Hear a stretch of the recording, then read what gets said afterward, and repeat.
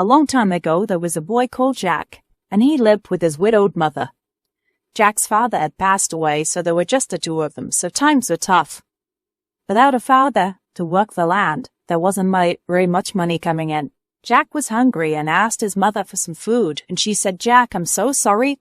All we have is some old bread." Jack said, "Don't worry, I'll go to work." And his mother said, "No, Jack, we're going to have to sell our prize cow. Take her to the market and see how much money you can get."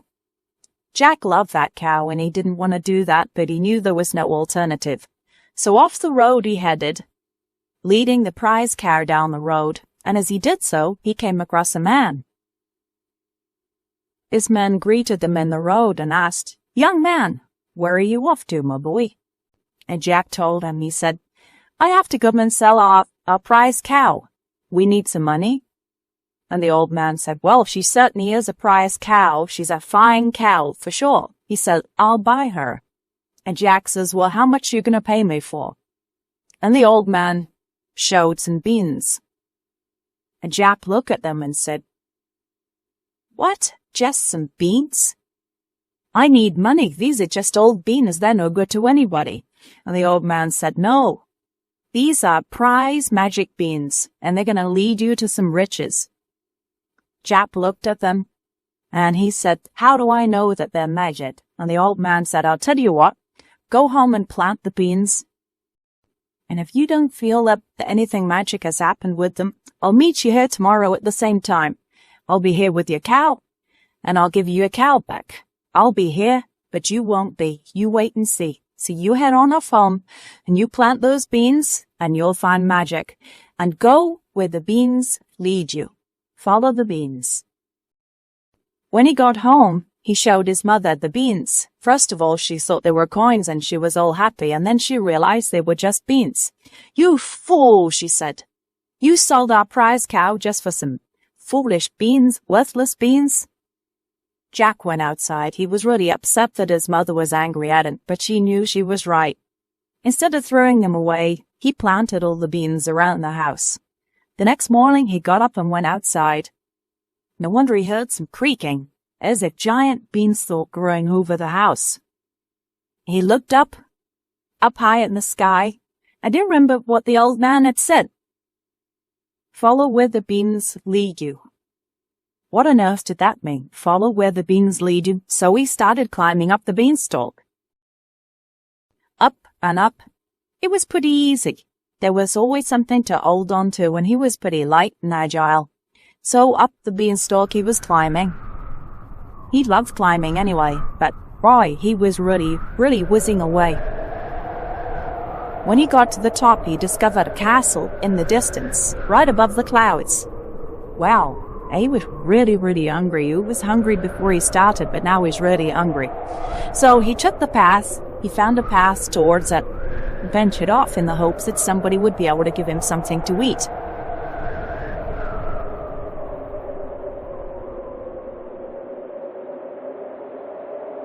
As he approached the path, an old woman, a big lady, came down the path with looked like a pot of food and asked what she could do for him. He explained that he was hungry and wondered if there was any food, and she said, "Yes, my boy. I have some food right here. Would you like to have a taste?" So he dipped his finger in and had a taste.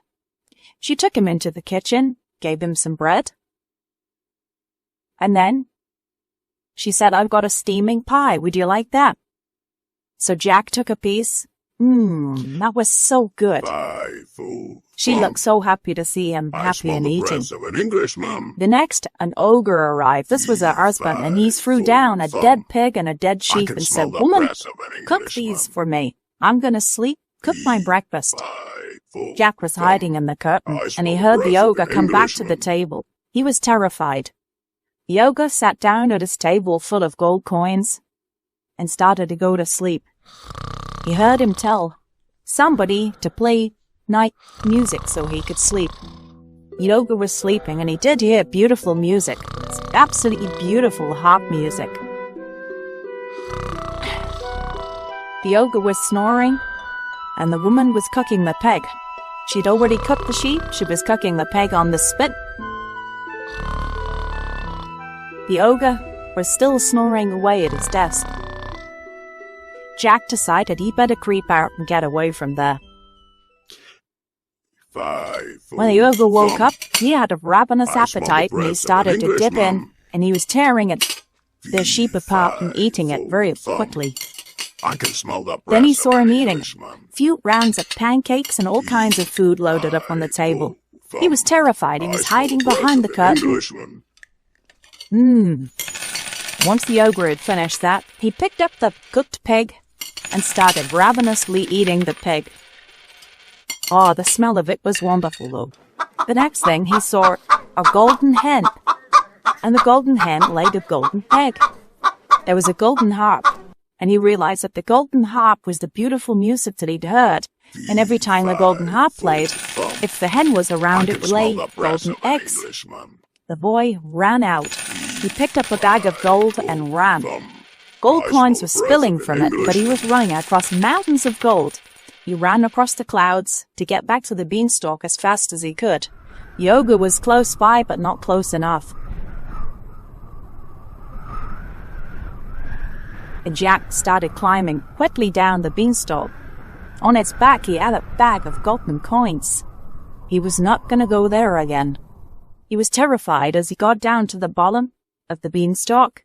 He had a bag of gold. Well, he thought that he'd gotten away with it. There was no sign. He looked up, and he saw no sign of the ogre following down. He ran indoors and he said, look, Mom, I'm back. I've got a bag of gold. And every time coins fall out of it, they seem to replenish. He showed her on the dining table. Look, a bag of gold, and there's so many gold coins.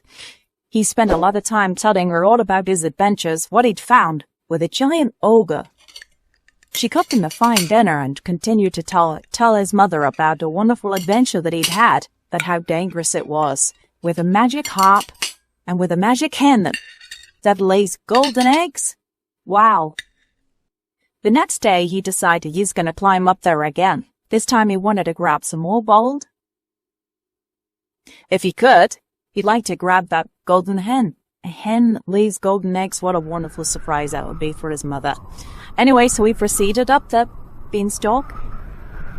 As he got to the top of the beanstalk, at least as high as the path was, he proceeded along the path to get to the White Castle. He knew that he wouldn't be welcome, so he didn't want to be seen or greeted by even the woman, certainly not the ogre. He found an open window and climbed in. He had no idea whereabouts in the castle it was, but now he's inside. That was his objective.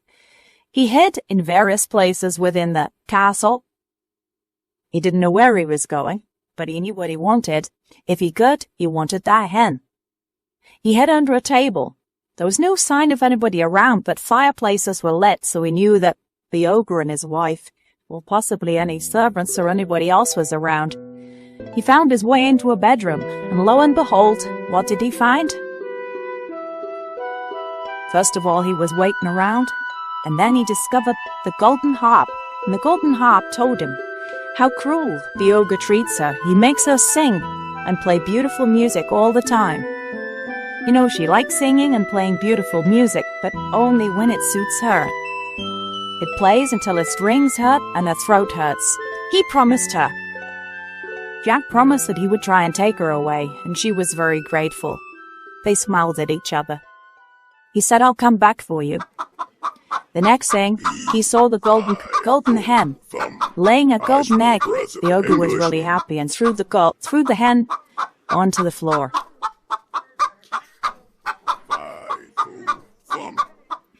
After the ogre was gone, the boy introduced himself to the hen and asked what's the deal, and the hen was delighted to meet him. The hen explained that he's very cruel to her and keeps making her lay golden eggs. She said, I can't keep doing that. I only have so many within me. It hurts. And that I know. He told me that if I don't keep laying golden eggs, he's going to eat me. So the boy grabbed the hen and ran. I smell the breath of an But Englishman. the ogre heard him and proceeded to chase him. So out on the path, heading back to the beanstalk, the ogre was following. Jack was faster and he got to the beanstalk. The hen was in the back of his backpack along with some gold that he picked up and started to climb down the beanstalk again. The wind was howling, but Jack was used to it. He looked up and he did not see the ogre following. When he got to the bottom, this time, not only did he have a bag of gold, he had a golden hen. Mom, look, I've got a golden hen. This is the one I told you about, and she lays golden eggs. The hen flapped about, and she was ecstatic to be away. And the boy said, I told you I'd save you. Look, Mom, this is a golden egg. So his mother cooked him a fine dinner, and they even allowed the hen to be on the table. That night, the boy heard some beautiful music, beautiful harp music, and he knew that's what it was. So the next morning, he decided he had to go back. He promised that golden harp that he would save her and bring her back. So he proceeded to climb up the beanstalk. As he got up to the top of the beanstalk, where the path was, he started wandering off along the path. This is the third time. Again, he didn't want to be seen or greeted by anybody. He found a different window this time and sneaked into a room. He was trying to find his way back to that room. He ended up in different rooms, trying to hide, didn't want to be seen, didn't want to be heard, and he had a backpack with him with some provisions that he knew that he would probably need to carry the harp. He sneaked in through a window and said to the golden harp, "Here I am. I told you I'll come back for you." And she said, "I'm so glad." He strapped her on. He had leather straps in his backpack and strapped her onto it. He had to jump around and say, "Look, I'm going to be climbing. I'm going to be running, so it's not going to be an easy ride. Let's make sure you're secure." Once she was, and she promised that she would be quiet, he crept around, trying to find his way out. He wanted to find his way back to that room with the open window. He wasn't sure how to get there. He'd been to so many different rooms and halls. Once again, they needed to be really quiet, and the harp promised she would, and try and keep her strings quiet as well. Jack wasn't sure if he heard something, so he backed away. On tiptoes, he was trying to be as quiet as possible. But no, he's into another room, again with the harp on his back, and eventually he found his way to that window, which was still open. He sneaked out with the harp on his back.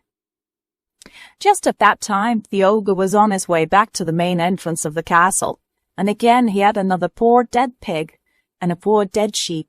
Presumably he was going to go to the kitchen and demand his wife cooks those. Out of the corner of his eye, he saw Jack running. And to his horror, this time he had that harp, his golden harp. Well, this time the ogre was following him. This ogre was so angry. Jack had previously stolen a bag of his golden coins, and then he stole his golden hen that lays golden eggs. Now he's got my harp. Terrible. So the energy that the ogre had was much more than before. He almost reached Jack, but he fell over just as he reached. This gave Jack time to reach the beanstalk and start to climb down the beanstalk. This time the ogre knew that he was going to have to chase him. He wanted that harp back, and he wanted that boy. How dare he? He stole gold coins from me, he stole my golden hen, and now he's got my golden harp. He was going to climb down the beanstalk. He looked down below and he saw Jack descending into the clouds, so he knew he was going to have to do the same. The ogre was so heavy and so clumsy that Beanstalk was shaken, and even Jack could feel it. The harp had to be quiet. She didn't like it. Jack didn't like it, but he was still climbing down way below. The ogre slipped, but he managed to get hold of the beanstalk again and started to slowly climb down into the clouds. Beneath him, Jack was descending as quickly as he could. When he got to the bottom, he was shouting to his mom, "Mom, get the axe, get the axe." Jack took the axe. Up on the roof, he started hacking away at the beanstalk as hard as he could. He needed to let that fall down before the ogre was able to climb down. The beanstalk fell. It tore out of its roots. Up on the beanstalk, the ogre could feel it wobbling and unsteady. He was trying to keep hold of the beanstalk, even though that would be useless. He lost grip of it and fell to the ground, and that was the last anybody ever saw of the ogre. Jack ran over to his backpack to attend to the harp, and she was fine. They took her in the house, and the harp played some beautiful music. Jack's mother was absolutely amazed. His beautiful, beautiful golden harp played wonderful music. She was so lovely. And she sang as well. How lovely. His mother cooked them a wonderful meal, and they both enjoyed it. And they told the pet his new adventures and what they were going to do. They threw out a herd of cows. The new cows loved the pastures that they had, and they were going to have ample milk. They bought a tractor for the farm. And Jack was so eager he jumped up on the tractor to show his mum. "Look, Mum, I can drive the tractor." He started up the engine. He was so excited. His mother was so proud of him. He was the man of the farm, man of the house. Back in the living room with fine new clothes and new furniture, the harp was singing again. Beautiful. And they bought a plow. They wanted to grow crops as well as dairy herd. Back in the living room with new clothes and new furniture, the golden harp sang beautifully, and the golden hen laid a golden egg. Even more wealth, and they had bags of gold and coins. His mother cooked them another beautiful dinner, and they had fine clothes. They discussed what they were going to do with the farm. They had many, many cows, and now they had a tractor and a plow. They could grow crops. "We can grow anything, Mum. Any vegetables, any crops that we want." And his mother said, "Yes, we can. Whatever people want to buy, as long as it's not beans." And they both laughed.